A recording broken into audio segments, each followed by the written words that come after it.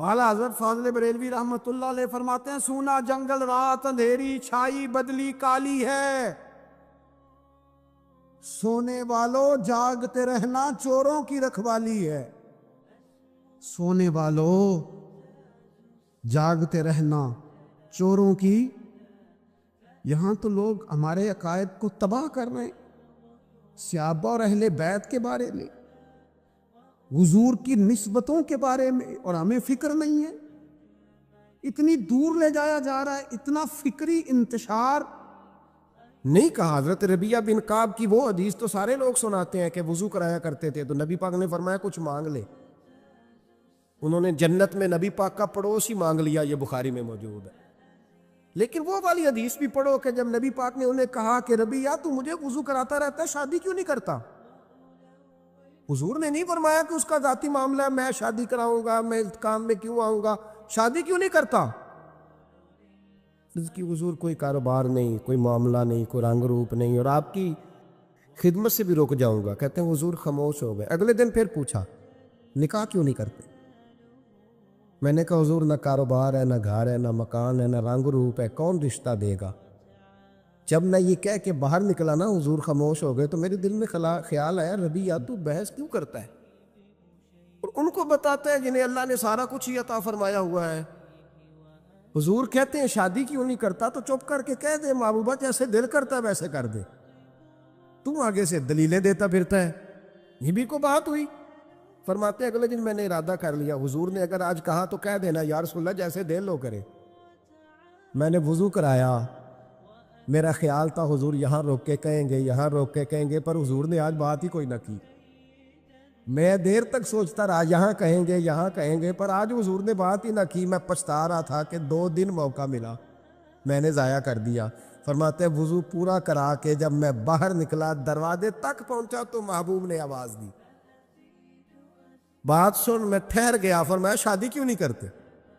کہتے ہیں میرا تو دل پھولوں کی طرح کھل اٹھا۔ میں نے کہا یا رسول اللہ جیسے دل کرتا ہے کرا دے۔ نبی پاک علیہ الصلوۃ والسلام نے فرمایا فلاں قبیلے کے سردار کے پاس جا، اسے کہا اپنی بیٹی کا نکاح تیرے ساتھ کر۔ کہتے میں گیا، تھوڑی دیر کے لیے توقف کیا انہوں نے، لیکن پھر وہ راضی ہو گئے۔ میں واپس آیا، سنو یہ بھی اس کا ذاتی معاملہ ہے، لیکن نبی پاک نے دیکھا کہ اس کو ضرورت ہے میری، اس کا نکاح نہیں ہو رہا، گھر نہیں آباد ہو رہا، تو حضور نے پورا کردار ادا کیا۔ میرے محبوب کریم علیہ الصلوۃ والسلام نے حضرت حارثہ بن نعمان کو بلایا، فرمایا تیرا ایک مکان خالی ہے؟ کہ یا رسول اللہ ہاں۔ فرمایا یہ میرے ربیہ کو دے دے، اس میں رہا کرے گا، دلہن کو لائے گا۔ حضرت بریدہ اسلمی کو بلایا، فرمایا ایک کھجور کی گٹھلی کے برابر سونا چاہیے۔ یا رسول اللہ کس لیے؟ فرمایا میرے اس غلام نے اپنی بیوی کو حق مہر دینا ہے۔ حضرت سیدنا عثمان غنی کو بلایا، تیسرے صحابی، فرمایا ایک مینڈے کا بندوبست تو نے کر کے دینا ہے۔ حضور کس لیے؟ فرمایا میں نے اپنے غلام کا ولیمہ کرنا ہے، بکرے کا بندوبست کر۔ ساری تیاریاں کر کے دیں۔ حضرت ربیہ کہتے ہیں جب میں دلہن بیاہ کے گھر لایا تو میرے دوست یار رشتہ دار مبارک دینے آئے، کہنے لگے تیری کیا بات ہے، شادی بھی اعلیٰ خاندان، ولیمہ بھی، اور کھجور کی گٹھلی کے برابر حق مہر بھی۔ تو حضرت ربیہ رو پڑے، فرمانے لگے میں تو کالا کلوٹا حبشی غلام تھا، سلام بھی کوئی نہیں لیتا تھا، مجھے مبارک نہ دو، میرے مصطفیٰ پہ درود و سلام پڑھو۔ یہ سارا حضور کا کرم ہے۔ کہتے ہیں اس کا ذاتی معاملہ ہے، بھئی سارا دن تیرے ساتھ رہتا ہے، اٹھتا ہے بیٹھتا ہے، تیری نوکری کرتا ہے، تو نے کبھی پلٹ کے دیکھا ہی نہیں، تو نے کبھی اشک شوئی نہیں کی، تو نے اتنا ٹائم ہی نہیں دیا کہ تیرے کندھے پہ سر رکھ کے رو سکے، تیری توجہ ہی نہیں۔ نبی رحمت علیہ السلام دائیں بائیں والوں، آگے پیچھے والوں کا خیال رکھتے، جہاں جس کو ضرورت ہوتی حضور اس کی ضرورت میں پہنچتے، اشک شوئی کرتے، نبی پاک پیار کرتے۔ کہتے ہیں اس کا ذاتی معاملہ ہے، میں کیا کروں؟ سنو حضرت جابر بن عبداللہ رضی اللہ تعالیٰ عنہ کے جو والد تھے نا حضرت عبداللہ بن عمر رضی اللہ تعالیٰ عنہ، وہ اعلیٰ ترین احد کے شہید ہیں کہ نبی پاک فرماتے ہیں رب کریم نے خود ان سے گفتگو فرمائی ہے، خود ان سے گفتگو کی اللہ تبارک و تعالیٰ نے۔ حضرت جابر بن عبداللہ کے والد عبداللہ بن عمر احد میں شہید ہو گئے تھے، 6 یا 10 مہینے تھی ان کی، قرضے چڑھ گئے، کاروبار میں نقصان ہو گیا۔ ضروری نہیں کہ کوئی آدمی دھوکے باز ہی ہو تو وہ مقروض ہوتا ہے، یہ ضروری نہیں۔ تلک الایام نداولھا بین الناس، اللہ لوگوں کے دن پھیرتا ہے، حالات تبدیل کرتا ہے۔ اب صحابی پہ کچھ شک کر سکتا ہے؟ لیکن حضرت جابر کہتے ہیں اتنا قرضہ چڑھ گیا کہ ایک ایک بال میرا قرضے میں ڈوب گیا۔ قرضے بڑے دینے تھے، مقروض آتے، تنگ کرتے۔ خود نبی کریم علیہ السلام نے فرمایا ہے کہ جو مقروض ہوتا ہے وہ قیدی ہوتا ہے، جب تک قرض دے نہیں لیتا اتنی دیر تک وہ آزاد نہیں ہوتا۔ حضرت جابر ابن عبداللہ کہتے ہیں میرے باغ میں کھجوریں پکی تھی، یہ بخاری میں بھی ہے، کنز العمال میں بھی ہے، ابن کثیر میں بھی ہے، امام حلبی نے سیرت حلبیہ میں بھی لکھا ہے، بیسیوں درجنوں کتابوں میں آپ کو روایت ملے۔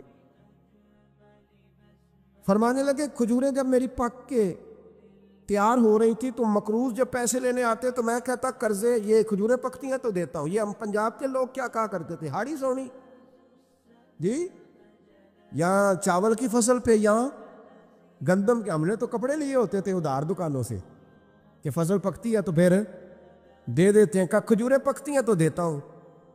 فرماتے پتہ مجھے بھی تھا کھجوریں زیادہ تھوڑی ہیں اور جن کے پیسے دینے ہیں وہ پیسے، فرماتے ہیں کھجوریں پک گئی، اتاری تو یہ تو 11 گنا بھی اور ہو تب بھی قرضہ نہیں اترتا۔ کہتے ہیں میں نے دوستوں سے، یاروں سے، رشتہ داروں سے، وہ جو کہتے ہیں نہیں کوئی حکم ہوا تو بتانا، پھر جس دن بندہ حکم بتاتا ہے اس دن کہتے ہیں آج سویرے ہی بچہ پیسے لے گیا، یہ تو 2 گھنٹے پہلے بتاتا تو تیرا کام، ہنس رہے ہیں آپ بیچ بیچ میں سے، 2 گھنٹے بس لیٹ ہیں آپ، بلکہ کئی تو پونے گھنٹے کا ٹائم دیتے ہیں، کہتے ہیں پونا گھنٹہ پہلے تو آ جاتا تو تیرا کام بس، اور جب بھی آپ فون کرو سے اگلی دفعہ کرے تو پھر شاید آدھے گھنٹے کا ٹائم دے دیں کہ آدھا گھنٹہ ہو گیا تو لیٹ ہو گیا، ورنہ کام بالکل تیار تھا۔ اور ہمارے زمانے میں تو دوستی قائم رکھنی ہے تو صرف اس سے رہ سکتی ہے جسے آپ کام نہ بتائیں، حالانکہ اس دوست کا کیا مطلب، دنیا تے جو کام نہ آیا اوکھے سوکھے ویلے، اس بے فیضے سنگی کولوں بہتر یار اکیلے، کیا مطلب ہے؟ کام بتایا تو رفو چکر ہو گیا، منع کیا ہوا اس بات؟ میرے رسول کائنات علیہ السلام کے صحابی کہتے ہیں سب سے کہا پر کسی نے نہ سنی، جب میں تھک گیا نا تو میں دروازہ رسول پہ چلا گیا، یا رسول اللہ، یا رسول اللہ، یا رسول اللہ، حضور قرضے زیادہ ہیں، کھجوریں کم ہیں، یہودیوں کے پیسے ہیں وہ مانتے نہیں، نبی پاک نے فرمایا ان سے کہو تھوڑے تھوڑے لے لے باقی پھر دے، حضور نہیں مانتے۔ حضور کہہ سکتے تھے سلمان جاؤ بات کر کے آؤ، جاؤ بلال، صہیب جاؤ، کون جاتا ہے مقروضوں کی سفارش کرنے؟ کہتا ہے بھائی میں نہیں بیچ میں آؤں گا، اتنے پیسے اوہ ہو، میں اپنے موبائل فون بند کر جاتے، کوئی پوچھے نہ۔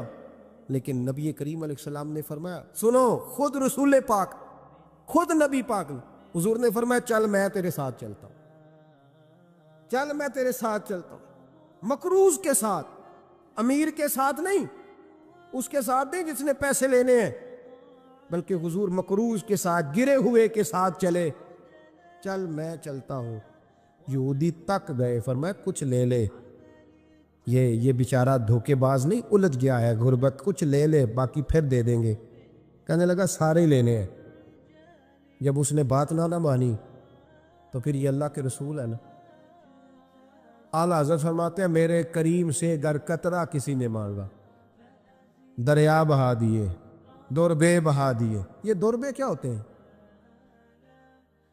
یہ مجھے پوچھا تھوڑے دن پہلے ایک شخص نے، آپ سنتے رہتے ہیں نا شعرات تو ترجمہ پوچھتے ہی نہیں نا، کبھی پوچھ لیا کریں کہ اس کا معنی کیا ہے، کبھی پرچی لکھ لیا کریں تاکہ کوئی جب آپ سے پوچھے تو یہ دوربے کیا ہے، لفظ دوربے ہے ہی نہیں، اصل میں اعلیٰ حضرت کو پڑھتے نہیں نا لوگ، تو انہیں پتہ ہی نہیں وہ بات کتنی اعلیٰ، یہ لفظ دوربے نہیں ہے۔ اعلیٰ حضرت کہتے ہیں میرے قریب سے گر قطرہ کسی نے مانگا، دریا بہا دیے ہیں، دور بے بہا دیے۔ دور علیحدہ ہے اور بے بہا، دور کہتے ہیں ہیرے کو، ایک معنی ہیرا ہے، دور بے بہا، بے بہا کی تو سمجھ آتی ہے نا، دور بے بہا دیے ہیں یعنی ہیرے بے بہا دیے ہیں اسے۔ اب سمجھ آئی یہ بات کی، دریا بہا دیے ہیں، دور بے بہا دیے ہیں، یہ معنی ہے شعر کا۔ تو جب وہ نانا مانا یہودی، تو نبی کریم علیہ الصلوۃ والسلام فرمانے لگے نہیں تو پھر پورے لینے ہیں؟ کہنے لگا جی پورے لینے ہیں۔ حضور فرمانے لگے کل آ جانا، سارے دے دیں گے، پورے پیسے تیرے ملیں گے، تو آ جانا۔ حضرت جابر ابن عبداللہ کو حضور نے فرمایا کھجوریں اتار کے نا تو اپنے باغ میں ڈھیر لگا اور میں آیا۔ حضرت عمر حدیث کے راوی ہے، فرماتے ہیں بس رسول پاک چل پڑے۔ حضور نے کندھے پہ رومال رکھا، حضور چل پڑے۔ کوئی چٹائی نہیں بچھائی، حضرت جابر کہتے ہیں، کوئی صوفہ نہیں رکھا، وہ پھولوں کے ہار نہیں۔ حضور آئے، 2-3 چکر میرے باغ کے لگائے اور کھجوروں کے ڈھیر کے پاس بیٹھ گئے۔ فرمایا بلا جس کے پیسے دینے، بلا، اب تنگی یہ داماں پہ نہ جا، اور بھی کچھ مانگ، بلا۔ فرماتے بندے کو بلایا، حضور نے فرمایا کتنے پیسے؟ حضور اتنے درہم دینار ہے۔ فرمایا کھجوریں تولتا جا اور دیتا جا۔ فرماتے میں دیتا گیا، میں نے کہا حضور اس کے پیسے پورے ہو گئے۔ حضور مسکرا کے فرمانے لگے چل 4-5 کلو کھجوریں اضافی دے دے، کوئی عرض نہیں۔ کہتے وہ بھی دے دی۔ حضور نے فرمایا بلا دوسرے کو۔ فرمایا اس کو بھی بلایا، تولتا گیا، دیتا گیا، حضور پورے ہو گئے۔ نبی کریم علیہ الصلوۃ والسلام نے فرمایا چل 4-5 کلو کھجوریں زیادہ دے دے۔ کہتے قرضے بھی دے دیے، 5-5 کلو کھجوریں بھی زیادہ دے دی۔ محبوب اٹھے، کچی زمین پہ بیٹھے تھے، حضور نے لباس مبارک کو جھاڑا، رومال کندھے پہ رکھا، فرمایا میں مسجد جا رہا ہوں، وہاں آ کے مجھے خبر دینا، وہاں آ کے مجھے بتلانا کہ جب میں آیا تھا تب کھجوریں زیادہ تھی کہ جب واپس گیا ہوں تب زیادہ ہے۔ وہاں مجھے آ کے اطلاع دینی ہے، بتانا ہے مجھے، وہاں آ کے میں جا رہا ہوں، مجھے بتانا ذرا وہاں آ کے۔ حضرت جابر ابن عبداللہ کہتے ہیں میں نے کھجوریں تولی، میں تھک گیا، میں تھک گیا۔ ڈھیر تو چھوٹا تھا پر وزن ہی بڑا نکلا۔ کہتے ہیں میں تھک گیا، جتنی دی تھی نا اس سے زیادہ تول کے باقی پڑی رہنے دی۔ میں مسجد میں گیا، ذرا لفظ سننا حدیث کے، کہتے ہیں مسجد میں گیا، جا کے عرض کی یا رسول اللہ میں تول آیا ہوں، جب آپ آئے تھے تھوڑی تھی اور جب واپس آئے ہیں تو کئی گنا بڑھ گئی ہیں۔ حضور نے پتہ کیا فرمایا؟ فرمایا یہ بات نا جو تو نے مجھے بتائی ہے، یہ بات ذرا میرے عمر فاروق کو بھی بتا، عمر بڑا راضی ہوگا، عمر کو بھی بتلا یہ بات۔ گویا نبی پاک کے معجزات کی، فضائل کی، شمائل کی باتیں جب بتائی جاتی تھیں صحابہ کے دل ٹھنڈے ہوتے۔ عمر کو بھی بتا، عمر راضی ہوں گے۔ جناب جابر ابن عبداللہ رضی اللہ تعالیٰ عنہ فرماتے ہیں میں حضرت عمر کے پاس گیا، میں نے کہا عمر میری یہ رائے تھی کہ جتنی میری کھجوریں ہیں 11 گنا اور بھی اتنی ہو تو پھر بھی قرضہ نہیں اترتا، لیکن سارے قرضے بھی اترے، 5-5 کلو کھجوریں بھی زیادہ دے دی اور پہلے سے زیادہ کھجوریں پڑی ہیں۔ تو کہتے ہیں حضرت عمر کی آنکھیں روشن ہو گئی، چہرہ مسکرانے لگا، کہنے لگا تو اب بتا رہا ہے نا، اب واپس آ کے رزلٹ سنا رہا ہے، تو صحابہ سے پوچھ لے جب نبی کریم گئے تھے تو میں نے اسی وقت کہا تھا، حضور کے جاتے ہی میں نے کہا تھا اب دیکھنا رب کریم جابر بن عبداللہ پر ساری ہی رحمت نازل فرما دے، اللہ ہر قسم کا کرم فرمائے گا، خیر ہی خیر ہو جائے گی، دیکھ لے میں نے پہلے بتلا دیا۔ میرے نبی پاک سلام چھوٹی چھوٹی باتوں کا خیال رکھ، چھوٹی چھوٹی چیزوں پر توجہ دیتے، خیال کرتے کس کو کس وقت کس چیز کی کہاں حاجت ہے، اس کی وہ حاجت پوری کی جاتی، اس کا دھیان رکھا جاتا۔ حضرت جابر خود فرماتے، یہ مسلم کے لفظ ہے، فرماتے ایک دفعہ میں حضور کے ساتھ جہاد پہ گیا تھا، میرا اونٹ کمزور تھا، میں پیچھے رہ گیا۔ ہمارے یہاں شرط لگتی ہے نا، اللہ تعالیٰ خیر فرمائے، ایک بھائی گاڑی خریدتا ہے پھر دوسرا چاہے زیور بیچے اس نے بھی خریدنی ہوتی ہے، ورنہ گھر میں گھسنے کی اجازت نہیں ملتی، بہت سارے خرچے۔ یہ جو جائنٹ فیملی سسٹم ہے نا، اکٹھے جو ہاں بھائی رہتے ہیں 3 4 5 6، اس کے بہت سارے خرچے ضد کی وجہ سے بڑھ جاتے ہیں، اس نے کیا ہے تو لہذا میں نے بھی، ہوتا ہے نا جی ایسے، تو پھر اس ضد میں کوئی پیچھے پلٹ کے نہیں دیکھتا کہ چلو جو پیچھے رہ گیا اس کا بھی ہاتھ پکڑے ساتھ آ جائے، دوڑتے رہتے، اس میں بیچارے کئی تھک جاتے ہیں، کئیوں کے پیر دوڑ دوڑ کے سوج جاتے ہیں، بڑے مسئلے بنتے ہیں، لیکن پیچھے پلٹنے کو کوئی تیار ہے؟ اس دوڑ نے ہمیں تھکا کے رکھ دیا۔ مسلم میں ہے، جناب جابر ابن عبداللہ کہتے ہیں حضور کے ساتھ میں جہاد پہ گیا، واپس آ رہا تھا، میرا اونٹ کمزور تھا، بوڑھا تھا، بیمار تھا، سب لوگ آگے گزر گئے، میں پیچھے رہ گیا، کچھ میں پریشان رہتا تھا غربت سے، تو میں مایوس بھی تھا، ذرا پیچھے رہ گیا، پریشان تھا۔ فرماتے ہیں نبی پاک نے نا 2-3 دفعہ پلٹ کے دیکھا، ادھر دیکھو، میں نے اپنی زندگی میں بڑے لوگ دیکھے ہیں، وہ امیروں میں چلے گئے، پیچھے پلٹ کے انہوں نے غریبوں کو کبھی نہیں دیکھا کہ وہ ایک دوست ہوتا تھا ہمارا جو ماڑا ہے، غریب ہے، پلٹ کے نہیں دیکھا۔ کہتے ہیں نبی کریم علیہ الصلاۃ والسلام نہ آگے گئے، سب سے آگے۔ حضور نے 2 4 5 دفعہ نہ پیچھے پلٹ کے دیکھا۔ جابر ابن عبداللہ کہتے ہیں جب میں نظر نہ آیا تو میرے محبوب کا انداز کریمانہ دیکھیں، حضور اعلانیہ فرمانے لگے، بھئی مجھے جابر نہیں نظر آ رہا۔ بے خبر ہو جو غلاموں سے، واقعہ کیا ہے؟ واقعہ کیا ہے؟ یہاں ہمارے استاد جب یہ حدیث پڑھا رہے تھے نا، یہ حدیث پڑھا رہے تھے تو اچانک رونے لگ گیا۔ میں نے کہا حضور کیا ہوا، رو کیوں پڑے؟ تو کہنے لگے یار سوچتا ہوں جو محبوب جہاد سے واپسی پر اپنے غلاموں کو نہیں بھولے، وہ میدان محشر میں کیسے بھول جائے؟ وہ وہاں بھی پوچھیں گے فلانا کدھر گیا، فلانا کدھر گیا، ایک ایک کا نام لیں گے۔ حضور نام لیں گے ہماری موج بن جائے گی۔ نبی کریم نے پلٹ کر کے دیکھا، جابر نہیں نظر آ رہے۔ حضور ان کا اونٹ کمزور ہے، پیچھے رہ گئے۔ حضور نے یہ نہیں فرمایا کہ ذرا آہستہ کرو ساتھ، یہ نہیں فرمایا، بلکہ نبی پاک نے فرمایا تم چلو۔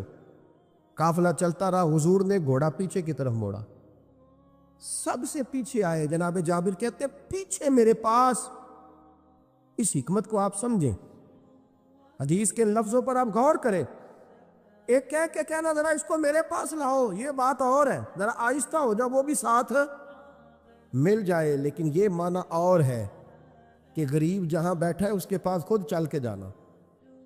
حضور خود پلٹ کے پیچھے آئے اور فرماتے میں جو کہ پریشان تھا تو محبوب میری طرف دیکھ کے فرمانے لگے اس کو دوڑاتا کیوں نہیں، پیچھے کیوں رہ گیا؟ تو کہتے ہیں مایوس بندہ، پریشان بندہ کبھی کبھی وہ اس طرح بولتا ہے کہ جیسے کڑ رہا ہے، تھوڑا سا نا سخت ترش باتیں بھی کرتا ہے۔ کہتے ہیں میں نے اس عالم میں نا، میں نے کہا حضور اس قابل ہوتا تو سب کے ساتھ مل نہ جاتا، کمزور ہے، ماڑا ہے، مہران ہے، وہ بھی پرانی جو چل ہی نہیں سکتی، یہ کہاں یا رسول اللہ دوڑے گا، اس قابل ہی نہیں ہے۔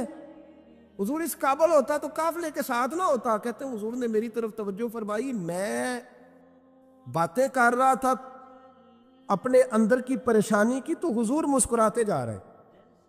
حضور کے ہاتھ میں چھڑی تھی، فرمانے لگے ایسے ہی تو باتیں کر رہا ہے۔ نبی پاک نے اونٹ کی پشت پہ چھڑی لگائی اور فرمایا تو دوڑتا کیوں نہیں؟ بڑے ہلکے سے مسکرا، اوے تو دوڑتا کیوں نہیں؟ تو جناب جابر ابن عبداللہ کہتے ہیں جو سب سے پیچھے تھا نا وہ سب سے آگے نکل گیا، وہ دوڑتا گیا، دوڑتا۔ فرماتے ہیں میرا چہرہ بھی عجیب سا، لوگ میرے انداز دیکھیں کہ یہ کیسے آگے نکل گئے، کیسے، کبھی نہ سوچ یہ کیسے نکل گیا، بس سمجھ لے آگے وہی نکلا ہے جسے مصطفیٰ کی تھبکی مل گئی ہے۔ تو یہ نہ کہ سیاست کر گیا، چلاکی کر گیا، بس تھبکی مل گئی تو بات بن گئی۔ کہتے ہیں میں نکل گیا آگے، حضور کی تھبکی جو ملی تھی۔ حضرت جابر ابن عبداللہ کہتے ہیں حضور گھوڑا دوڑا کے میرے پاس آئے، خود حضور نے میرا اونٹ تیز کرایا نبی پاک کی برکت سے۔ تو قریب آ کے فرمانے لگے ٹھہر جا یار، ہم بھی تیرے قافلے میں، ہمیں بھی ساتھ لے لے۔ فرماتے اب تو میں رو ہی پڑا کہ خود بھیک دے، خود ہی کہے منگتے کا بھلا ہو، ٹھہر جا یار ہمیں بھی ساتھ لے لے۔ جناب جابر ابن عبداللہ رضی اللہ تعالیٰ عنہ فرماتے کہ جگہ پڑاؤ کیا، رکے، ٹھہرے کھانے پینے کو، نماز پڑھنے۔ نبی کریم نے مجھے بلایا، میں حاضر ہوا تو کہا یا رسول اللہ حضور حکم؟ تو محبوب فرمانے لگے جابر یار تیرا اونٹ میں نے نرالا ہی دیکھا، بوڑھا ہو کے سب سے آگے نکل جاتا ہے، بیمار ہو کے، کمزور ہو کے۔ کہتے ہیں میں چہرہ دیکھتا جا رہا ہوں کہ حضور سارا ہی پتہ ہے آپ کو، میں کیا عرض کروں؟ تو محبوب فرمانے لگے پسند آ گیا، بیچ نہیں دیتے میرے ہاتھ؟ کہا یا رسول اللہ آپ رکھ لیں۔ حضور آپ کا یہ؟ فرمایا نہیں میں پیسے دوں گا۔ کتنے کا ہے؟ کہا یا رسول اللہ آپ رکھ لیں۔ فرمایا پیسے دوں گا۔ یا رسول اللہ مارکیٹ میں جاؤں تو 6-7 دینار کا بکے گا۔ فرمایا نہیں بھائی میں تو پورے 10 دوں گا۔ 6-7 نہیں، میں تو پورے، حساب سیدھا، 6-7 کا کیا حساب ہوا، 10 پورے کا۔ حضور پھر بندہ نوازی ہے نا، کون بول سکتا ہے؟ حضور نے فرمایا بلال تیرے پاس 10 دینار تھے؟ حضور ہیں۔ فرمایا ان کو دے دو، اونٹ کے پیسے رکھ لو اور مال نہ مدینے جا کے دے دے۔ جابر ابن عبداللہ کہتے ہیں میں مدینے گیا شام کو، میں نے نا کبھی اپنے اونٹ کی اتنی خدمت نہیں کی جتنی اس دن کی۔ میں نے اسے بڑے پیار سے نہلایا، میں نے نئی رسی خرید کے اسے نکیل ڈالی، آج محبوب کی بارگاہ میں لے کے جانا ہے۔ کہتے ہیں تیاری کر کے نا، تیاری پوری تیاری کر کے، تن تندور ہڈاں دا بالن تے اسی ہاواں نال تپایا، کپ کپ مکیاں پیڑے کیتے، عشق پلیتھن لایا، تن دا سالن تے من دی ہانڈی، اتو نون صبر دا پایا، غلام فریدا وے میں ساری تیری، تینوں اجے یقین نہیں آیا۔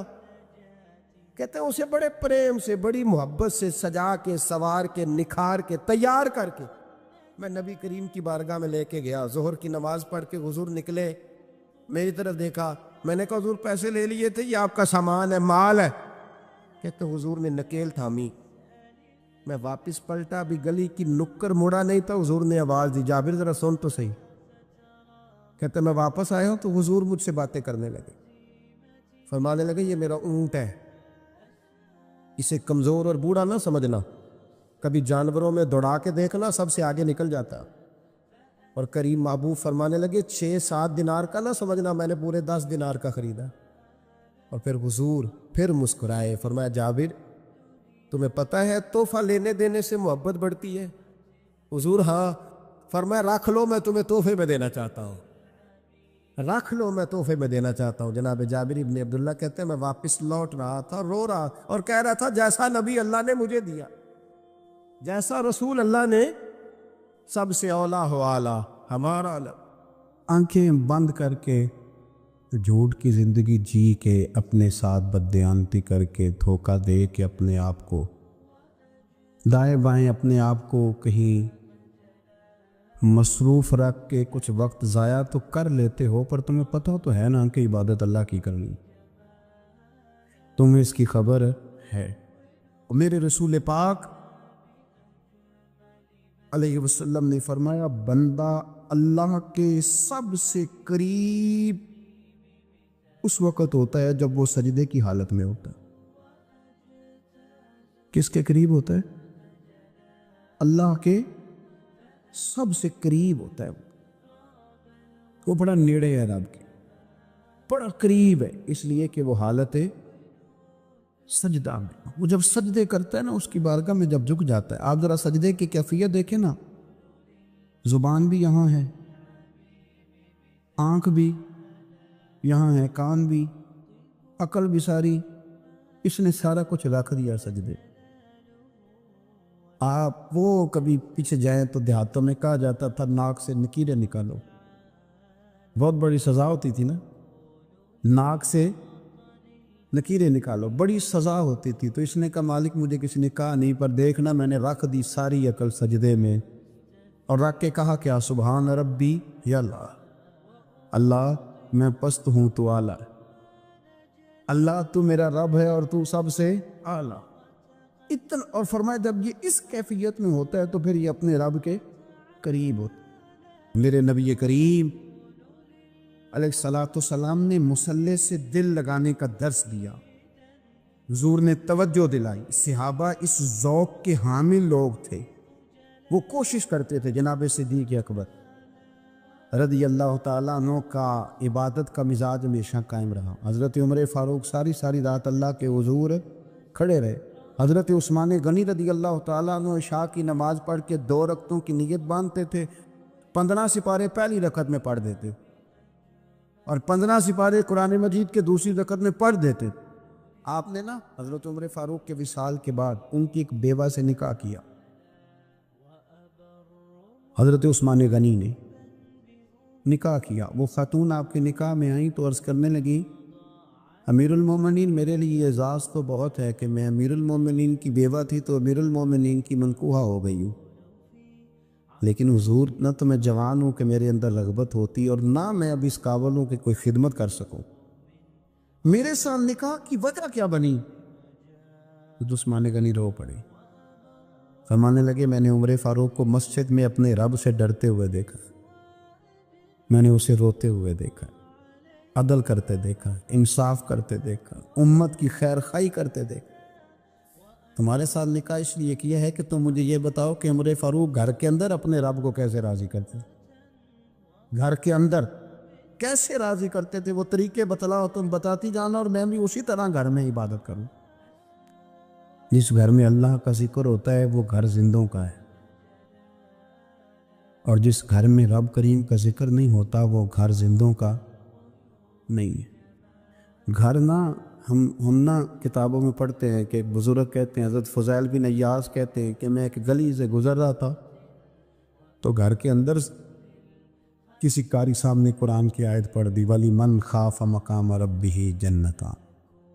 میں تو میرے کانوں سے ٹکرائی تو اللہ نے میری کایا ہی پلٹ دی، میں توبہ کر گیا۔ اب گھر کے اندر سے آواز آئے تو صحیح نہ تلاوت کی، پر اندر سے آواز آتی نہیں ہے، ڈیک بجنے کی آواز آتی ہے، یا ٹی وی چلنے کی آواز آتی ہے، یا دھوم مچانے کی آواز آتی ہے۔ عبادت کا وہ جو خاص شوق تھا، وہ جو حسن تھا، وہ جو توانائی، وہ جو بات۔ ایک جگہ پہ ہم بیٹھے تھے تو وہاں ایک صاحب آئے اور انہوں نے آتے ہی کہا کہ مہربانی کریں ذرا مجھے مصلی دے دیں، میرے نہ کچھ نفل رہ گئے۔ تو میں نے وضو کر لیا تو کوئی مصلی مل جائے، مصلی انہیں دے دیا گیا، وہ مصلی لے کے چلے گئے۔ تو پیچھے ایک صاحب نے تبصرہ کیا کہ انہوں نے کتنا ریاکار بندہ ہے، لوگوں کو دکھا رہا ہے کہ میں نفل پڑھتا ہوں، ہے کو بات کرنے والی۔ میں نے اسے کہا، میں نے کہا تو مہربانی کرنا، اس طرح کی ریاکاری تو بھی کر، پکڑ مصلی اور جا تو بھی تھوڑی ریاکاری کر کے آ، اٹھ ذرا شکر کر، کوئی یہ ریاکار بھی ملا ہے، کوئی نفل پڑھ کے ریاکاری کر رہا ہے۔ اللہ کا میں کہتا ہوں کو پڑھے تو صحیح نہ، یا یہ کوئی دور ہے نفل پڑھنے کا؟ اس میں تو لوگوں کا مزاج ہی نہیں، طبیعت ہی نہیں۔ میں نے کہا چل مہربانی کر یہ دے مصلی اور تو بھی جا تھوڑی سی کاریا ریاکاری کرو تو صحیح نا، مزاج ہی نہیں، ذوق۔ جمعے کی نماز پڑھ کے یوں دنیا بھاگتی ہے، او ہو پتہ نہیں کون سی پیچھے آگ تھی جو بجھائی جائے گی۔ اور آج تک لوگ مسئلہ پوچھ رہے ہیں کہ جمعے کی بعد والی سنتیں کتنی ہوتی ہیں۔ میں نے کہا کتنے سال ہو گئے جمعہ پڑھتے، کتنے سال ہو گئے، ابھی تک سنتوں کا نہیں پتہ، ابھی تک نہیں علم کے پہلے کتنی رکھتے ہیں اور بعد میں کتنی رکھتے ہیں۔ فجر کی سنتیں کب پڑھنی چاہیے؟ سنو فجر کی سنتوں کے بارے۔ میرے رسول کریم سید عالم صلی اللہ تعالیٰ علیہ وسلم سے ایک صحابی نے پوچھا تھا، حضور میری فجر کی سنتیں رہ گئیں یا رہ جاتی ہیں تو حکم کیا ہے؟ کیا انداز ہے حضور کا، بخاری مسلم کے لفظ سنو۔ حضور سید عالم صلی اللہ علیہ وسلم فرمانے لگے، اس نے کیا پوچھا تھا؟ حضور جواب کیا دیتے؟ فرمایا فجر کی سنتیں کبھی نہ چھوڑنا، فجر کی پہلی 2 سنتیں کبھی نہ چھوڑنا۔ یا رسول اللہ صلی اللہ تعالیٰ علیہ وسلم میری رہ گئی ہیں، رہ جاتی ہیں۔ فرمایا فجر کی 2 سنتیں نہ چھوڑنا، فرمایا فجر کی پہلی 2 سنتیں مجھے دنیا اور دنیا کے اندر جو کچھ ہے وہ سب سے زیادہ پیاری ہے۔ فجر کی 2 سنتیں دنیا اور دنیا میں جو کچھ ہے مجھے وہ سب سے زیادہ پیاری ہے، اس لیے فجر کی سنتیں نہ چھوڑ۔ اپنا ذوق، اپنی طبیعت، ہم نے نا ذوق غلط بنا لیا۔ اگر 20 بندے کہہ بھی دیں گے تو نے بڑی شاندار تلاوت کیا تو کیا اس سے بنے گا؟ 100 بندہ کہہ بھی دے تیری کیا بات ہے، کیا بات ہے نعت خاں کی، کیا بات ہے علامہ صاحب کی، پیر صاحب کی، پیر مہر علی شاہ صاحب رحمۃ اللہ علیہ۔ آپ تشریف فرماتے تو آپ کے ایک ہی بیٹے بابو جی جن کو کہا جاتا ہے، جس دن صاحبزادے پیدا ہوئے تو خادم نہ وہاں سے نکلا۔ ان لوگوں کے شوق اور طرح کے تھے نا، تو ان کی توجہ بھی اپنے شوق کی طرف رہتی۔ تو خادم نکلا اندر سے، پیر صاحب مبارک ہو، پیر صاحب مبارک ہو، پیر صاحب مبارک ہو، پیر صاحب مبارک، وہ شور کر رہا ہے۔ تو پیر صاحب کو وجد ہو گیا، اللہ اکبر، اللہ اکبر، اللہ، کیا ہوا؟ کس کی مبارک دے رہے ہو؟ اس کی حضور اللہ نے بیٹا دیے۔ تو آپ فرمانے لگے اچھا حضور آپ کیا ہوا، آپ تو پریشان ہو گئے۔ فرمانے لگے جب تو نے 3 دفعہ کہا نا مہر علی کو مبارک ہو تو میں سمجھا تھا شاید تجھے کسی نے بتا دیا ہے کہ مہر علی سے اللہ راضی ہو۔ میں سمجھا تھا کہ شاید تو یہ خبر لے کے آیا ہے کہ کسی نے بتایا ہے کہ مجھے آج خبر ملی ہے کہ مہر علی سے رب، اچھا پتر ہوا ہے، الحمدللہ اللہ کا شکر ہے، پر میرے لیے مبارک کا دن وہ ہوگا جب میرا رب کہے گا کہ میں مہر علی سے راضی، میرے محبوب کہیں گے کہ میں مہر علی سے۔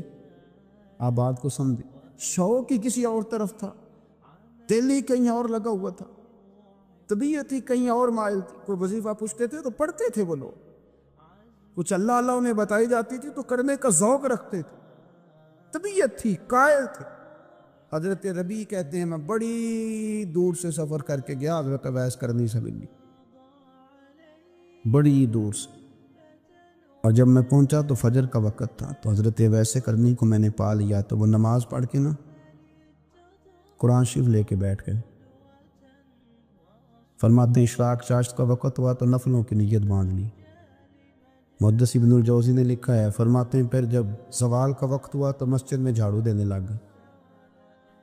ظہر کی نماز پڑھ کے تو عصر کی تیاری تک وہ مسجد میں بیٹھے رہے، اور میرے نبی پاک علیہ السلام نے فرمایا جو نماز کے انتظار میں بیٹھا ہو وہ نماز ہی میں ہے، وہ نماز ہی میں ہے۔ فرمایا میری دنیا، میری امت کی جو رہبانیت ہے نا وہ اتنی ہے کہ نماز کا انتظار کرے، اذان کے بعد نماز کا یہ راہب ہے، یہ اس وقت چھوڑ کے بیٹھے ہیں ذرا۔ فرماتے ہیں عصر تک انہوں نے اللہ اللہ کی، پھر مغرب تک کی، عشاء کی نماز ہوئی تو نماز پڑھی تو وہ تھک گئے۔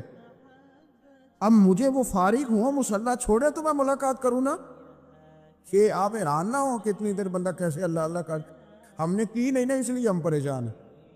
جو عادی ہوتے ہیں وہ کر بھی لیتے ہیں، وہ یہ کام، میری بات کو سمجھ آ رہے ہیں؟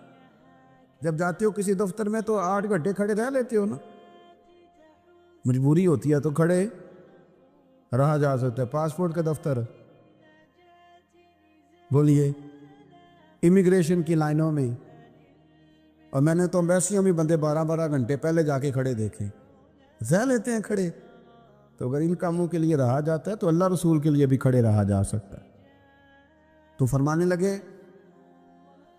کہ جب عشاء کی نماز کے بعد آخر انسان سے تھک گئے، نیند کا غلبہ ہوا تو تھوڑی ایسے آنکھ بند ہوئی تو کھلی تو رونے لگے۔ حضرت ویسے کر دیا، رو کے کہنے لگے مالک مجھے غافل تو نہ کر، ابھی میں نے کیا بھی کچھ نہیں، دن ختم ہو گیا، کوئی نفل نہیں، کوئی اللہ اللہ نہیں، اللہ مجھے غافل نہ کر، میری مدد فرما۔ فرماتے ہیں جب وہ روئے تو میرے ساتھ جو شخص تھا میں نے کہا اٹھو چلیں، کہنے لگا حضور ملا نہیں، فرمایا جو میں لینے آیا تھا وہ مجھے مل گیا ہے، جو میں ان سے سیکھنے آیا تھا وہ مجھے نصیب ہو گیا، اب اور میں نے کیا لینا، ختم ہو گئی بات، اٹھو چلیں۔ اللہ کے بندوں نے حضرت ربیعہ بن کعب اسلمی رضی اللہ تعالیٰ عنہ فرماتے ہیں، کہتے ہیں جب بنو قریظہ اور بنو نذیر یہودیوں کے ساتھ حضور علیہ السلام نے جنگ کا اعلان فرمایا تو وہ دشمن ہو گئے، ہمیں خطرہ تھا کہ وہ رات کو کہیں محبوب کو تکلیف نہ دیں، تو کچھ لوگ نا تلواریں لے کے نبی پاک کے دروازے پہ پہرے داری کرتے تھے۔ گن مین رکھنا حرام نہیں، اگر کسی کو واقعی خطرہ ہو تو اس کے لیے سنت بھی ہے۔ حضرت علی المرتضیٰ تلوار لے کے حضور کے گھر کا پہرا دیتے تھے۔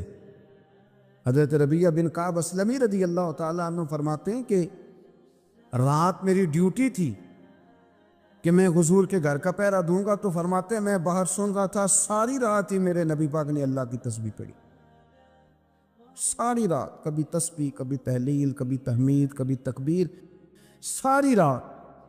فرماتے ہیں ساری رات حضور پڑھتے رہے اور ساری رات ہی میں سنتا رہا، مجھے اونگ آ گئی، میری آنکھ لگ گئی، حضور ابھی پڑھ رہے تھے، میں تھک کے سو گیا، اور فرماتے ہیں جب میری آنکھ دوبارہ سے کھلی تو میرے کانوں میں پھر کوئی چیز گونجی، تو میں نے کان لگایا تو میرے حبیب ابھی بھی اللہ کو یاد کر رہے۔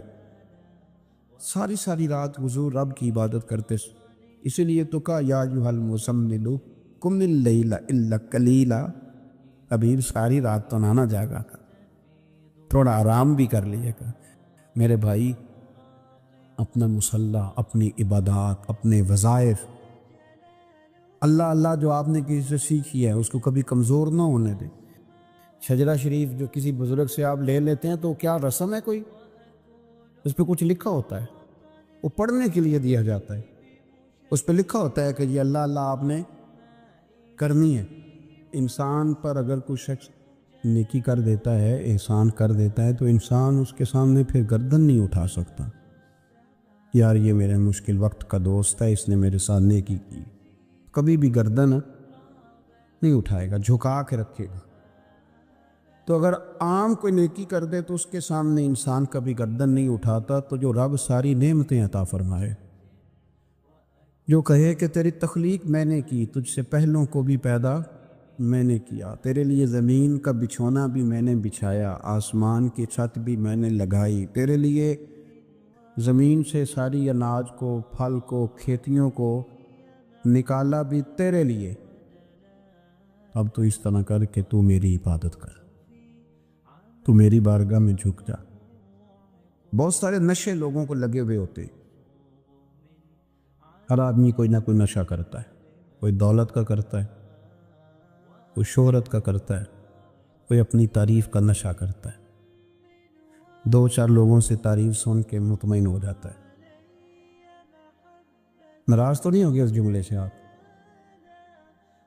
کرتے ہیں لوگ دولت کا نشہ بھی، یہ جب نقصان ہوتا ہے تو بندے بیمار نہیں ہو جاتے؟ پیسے ڈوب جاتے ہیں تو لوگ بیمار نہیں ہو جاتے؟ تو اس کا مطلب یہ ہوتا ہے کہ نشہ ٹوٹ گیا ہے۔ اب بہک ہوئے ہیں نا تھوڑے سے تو کانپتے ہیں، تڑپتے ہیں، پریشان۔ نشئی اسی طرح ہی کرتا ہے نا، نہیں ملتا تو پریشان ہوتا ہے۔ یہ سارے نشے ہیں، مختلف قسم کا نشہ۔ اب مانتے نہیں اس بات کو، تسلیم نہیں کرتے، کیونکہ تسلیم کرنا بڑا مشکل کام ہے۔